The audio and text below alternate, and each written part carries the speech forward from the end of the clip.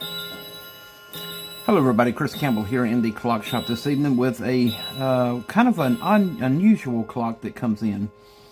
So this is a long case wall clock, also known as a jeweler's clock. This particular clock was made around 1899 to 1904. It is a thick, heavy brass plate. As you can see, it is really thick. This is a time-only movement. Now what sets this particular one apart from the rest is it has two great wheels and two mainsprings, instead of just a traditional one mainspring that would power just the time only. This is a Seth Thomas. We have the maker's mark here, Seth Thomas, Thomaston, USA, and I don't see a model number anywhere on it, but it's in fairly good condition except for this mainspring here has broke, and as you can see, it has come completely loose and has broke. One of the other things that it did do was bend the bottom gear arbor. This one here, it's bent and is now locking up the rest of the gears. Even the pendulum works completely different. This is not the part that the pendulum hangs on, even though this is what causes it to tick. There's a wood piece inside the case, and I'll show that in another video, that runs up and mounts to the back of the case. This fits into that wood piece, and the pendulum is made to it. So it's a totally new or a different way of operating the pendulum. So to take this apart, we have a lot of pieces that we have to remove. We have to remove the great wheel here, or the center wheel, which is also the cannon pinion, the intermediate wheel, and then there's also another wheel underneath it, gear. Now this piece here that's sticking up, my camera mount's in the way. This piece here that is sticking up is actually for the seconds hand. I don't know if you can see it protruding. So a seconds hand fits here. And as the clock ticks, that escapement wheel is what ticks the second hand back and forth every 60 seconds. But this is a beast of a movement. You would think this would be a grandfather clock movement, but it's not. It's from a wall clock. Okay, so the first thing that we have to do is make it safe. We're going to secure the mainsprings in place. I'm going to end up locking this one somehow in place until I can make it safe, because right now it's under a tremendous amount of pressure. This one is the dangerous one because it is completely wound, so it is under a lot of pressure, and we do not want that to unwind on us. But we'll take this apart, do a complete overhaul service, replace the mainspring, polish the pivots. We'll check for bushings and wear. At this moment, I'm not seeing any wear on the gears except for the one that's bent, which is this one down here. It is seized up. All right, but other than that, this is a beautiful, beautiful clock. So we will get working on this and get it ready for the customer. All right, so we're back. We're going to go ahead and take it apart. I've put the legs on it so that I can have it suspended. Now the first step that I need to do is make sure that the mainsprings are completely let down. So I'm going to take some of the click off and let it unwind inside of the... Perfect, okay. That's one.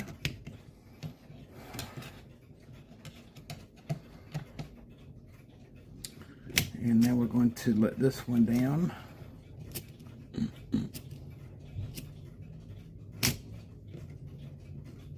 Okay. So that appears to be let down.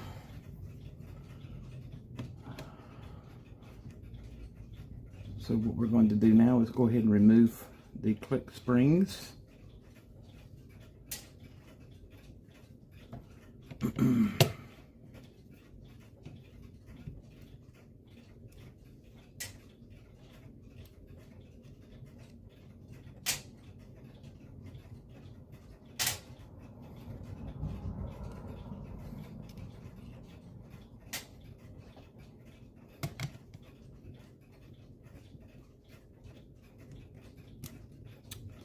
And sometimes these can be a little tricky. All right. Now the next step is to remove this piece of wire here. You can tell this is the original wire because of the way they bent it. All right.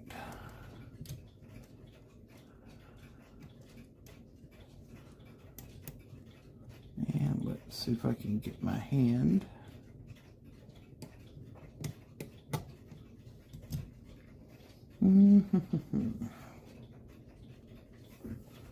All right.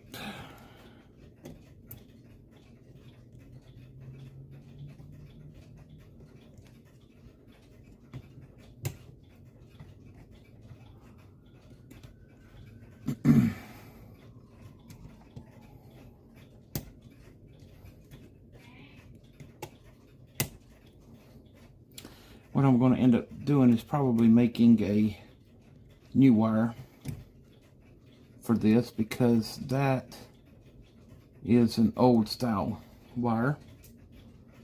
And here we have the washer.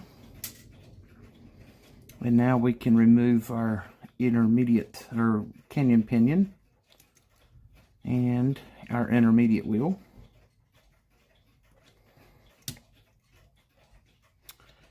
And let's see, so that one is friction fitted, I think.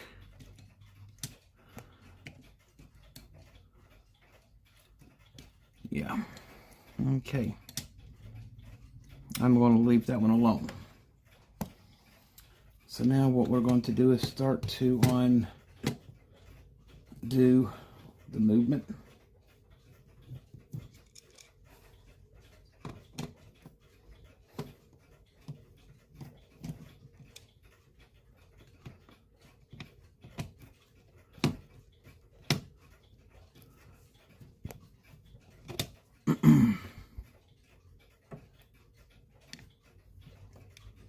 Move it over some.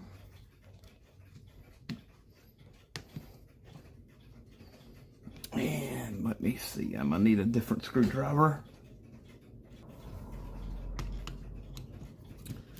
All right.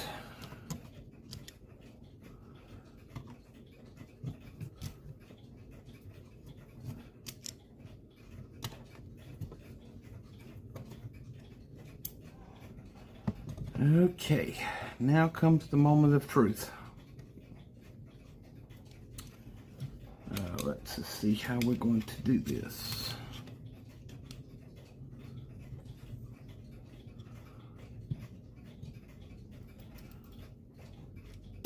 All right, well, there we go. Okay. So we have that off.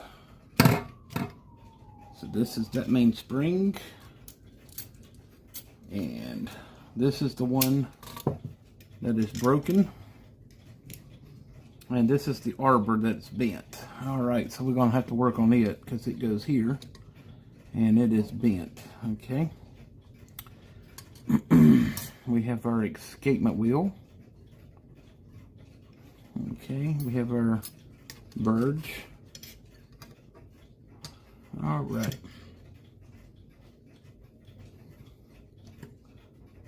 And so I'm going to pull this through. That's our verge. So our escapement wheel would go here.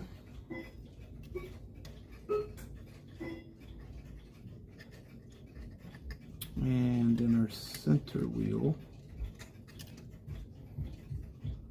So the center wheel here. The other wheel there. So if this one goes here.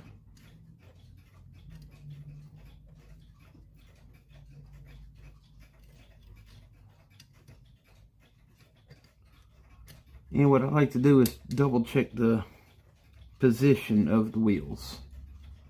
Alright, so that's the way that works. Okay. Alrighty. So now we need to figure out how to... Ooh. Alright, I did not know that comes off like that, but okay. Alright, what I'm going to do is put this over to the side because this is going to be kind of dangerous. Well, what I'm about to do. I normally do not do this. Let's see what we can do. Better yet, I'm going to get my gloves and put them on, because this could become dangerous.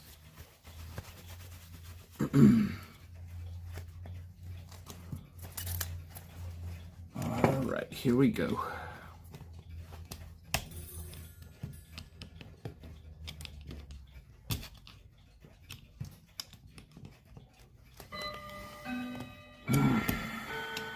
Alright, here we go.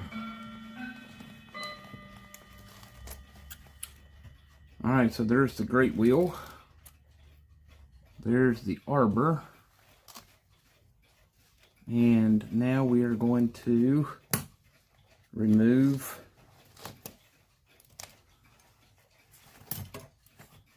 Alright, okay. That is the dangerous part of the whole job. So this is the broken spring. Right there. Okay.